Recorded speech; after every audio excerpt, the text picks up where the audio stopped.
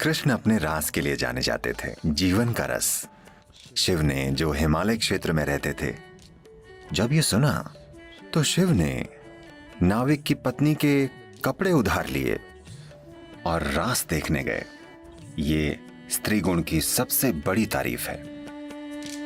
कृष्ण के बारे में दुनिया में कई गलतफहमियां हैं, पर हमें यह समझना होगा कि उन्होंने 6 साल की उम्र तक ही मक्खन चुराया था, या शायद 8 साल की उम्र तक ही। 16 की उम्र में जब उनके गुरु संदीपनी ने उन्हें याद दिलाया कि उनके जीवन का उद्देश्य क्या है, तो वो तुरंत वृंदावन से चले गए और कभी वापस नहीं आए। वो कभी भी अपने रिश्तेदारों या वहां की लड़कियों या लड़कों से मिलने उस इलाके में कभी नहीं गए। सब वहीं खत्म हो गया। 16 की उम्र में वो चले गए। जब वो जा रहे थे, आज राधे कृष्ण कहा जाता है। कृष्ण से पहले राधे आती हैं, क्योंकि उनका प्रेम, उनकी अंतरंगता और उनका रोमांस पूरे भारत की संस्कृति में, पूरे उपमहाद्वीप की संस्कृति में कुछ इस तरह समा गए कि हम कृष्ण राधे नहीं कहते, हम कहते हैं राधे कृष्ण। पर 16 साल की उम्र में कृष्ण ने राधे को आखिरी बार देखा, उसके बाद कभी नहीं देखा। 16 की उम्र में वो जाते समय वो बोले, ये बांसुरी मैं तुम्हारे लिए बजाता था, अब मैं जा रहा हूं और वापस नहीं आऊंगा, तो एक भेंट के रूप में तुम जो प्रेम से इतनी सराबोर हो, मैं ये बांसुरी तुम्हें दे रहा हूं, और मैं फिर कभी बांसुरी नहीं बजाऊंगा। और उन्होंने फिर कभी बांसुरी नहीं बजाई। उसके बाद से राधा ने बांसुरी बजाई। 16 के बाद उन्होंने कभी बांसुरी नहीं बजाई।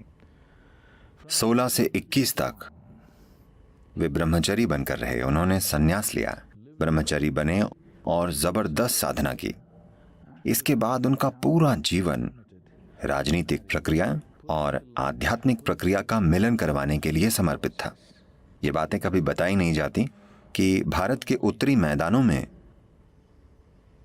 उन्होंने 1000 से ज्यादा आश्रम बनाए, क्योंकि वो चाहते थे कि आध्यात्मिक प्रक्रिया एक अलग चीज न रहे, बल्कि जीवन का ही एक हिस्सा बन जाए। जैसे हम जीते हैं, यानी हमारा ध्यान करना उतना ही जरूरी है जितना हमारा सुबह ब्रश करना।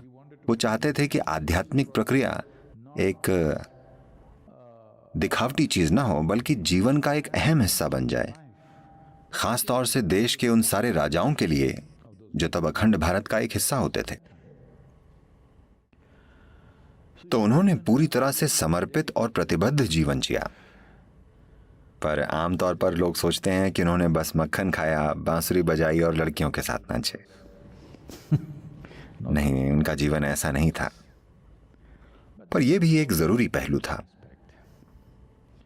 एक बड़ी सुंदर कहानी है। कृष्ण अपने रास के लिए जाने जाते थे। रास शब्द का मतलब है रस। ज्यादातर लोगों के जीवन में सबसे बड़ी समस्या यह है कि उनमें रस नहीं है, बल्कि हार्मोन है। उनमें जीवन का रस नहीं है, यानी जीवन ही नहीं है, जीवन की तीव्रता नहीं है। तो रास यानी जीवन का रस, शरीर का नहीं बल्कि जीवन का। क्योंकि शरीर के रस कम ज्यादा होते रहते हैं, वो समय समय पर बदलते रहते हैं, पर वो बात कर रहे हैं जीवन के रस की। तो पूर्णिमा की रात के नृत्य को रास कहते थे, क्योंकि वो जीवन के रस से भरा हुआ होता था। This is not a hormonal party in the night. वो रात की हार्मोनल पार्टी नहीं होती थी, न तो वो शराबियों की पार्टी थी, वो कामुक लोगों की पार्टी नहीं थी। ये उनकी पार्टी होती थी जो जीवन के आनंद से भरपूर थे। तो उसे रास कहा जाता था। ये रास मशहूर हो गया। जिन्होंने उनमें हिस्सा लिया या देखा, उनकी वजह से रास की बातें फैलने लगी। शिव ने, जो हिमालय क्षेत्र में रहते थे, इसके बारे में सुना कि यमुना के तटों पर कुछ अद्भुत हो रहा है, तो वो देखना चाहते थे, क्योंकि वो रास करने वालों में से नहीं है, वो तांडव करते हैं।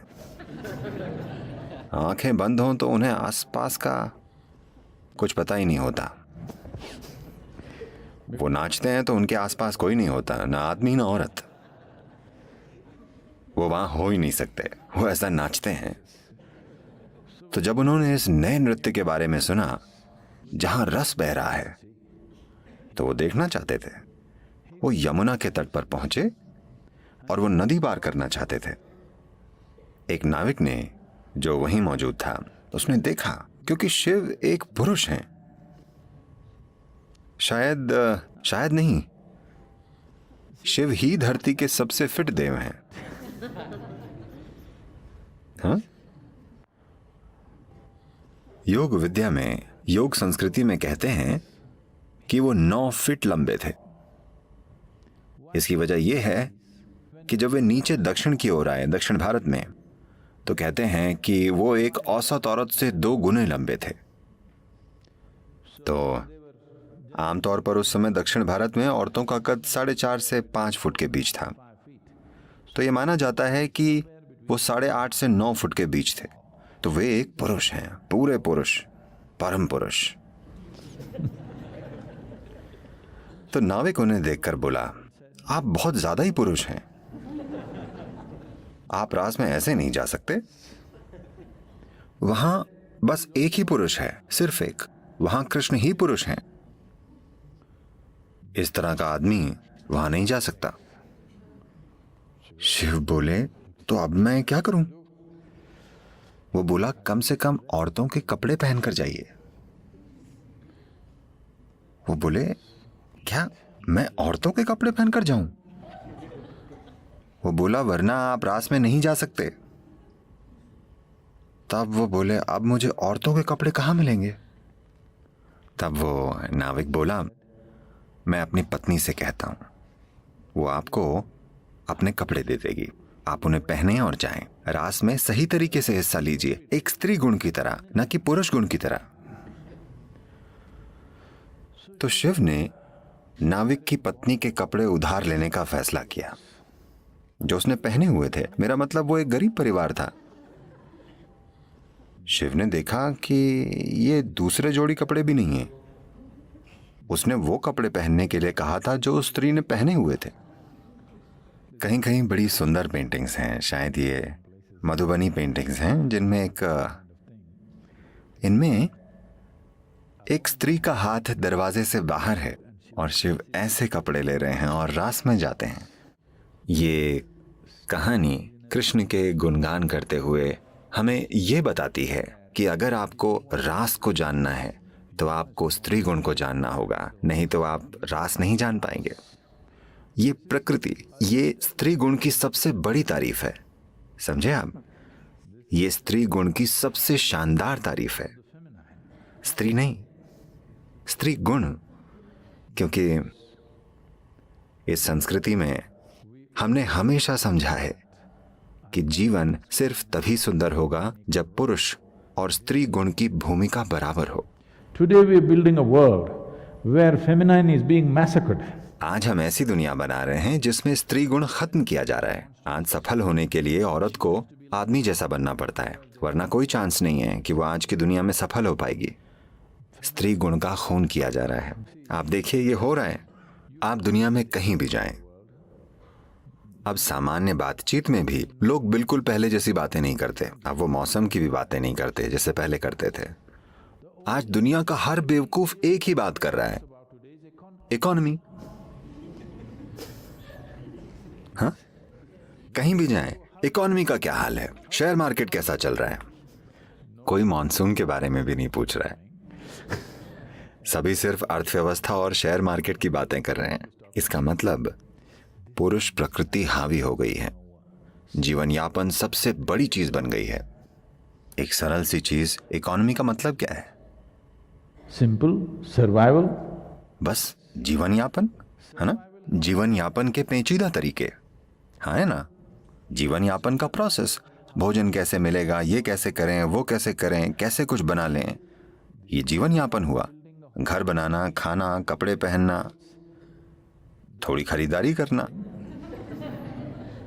ये जीवन यापन है ना?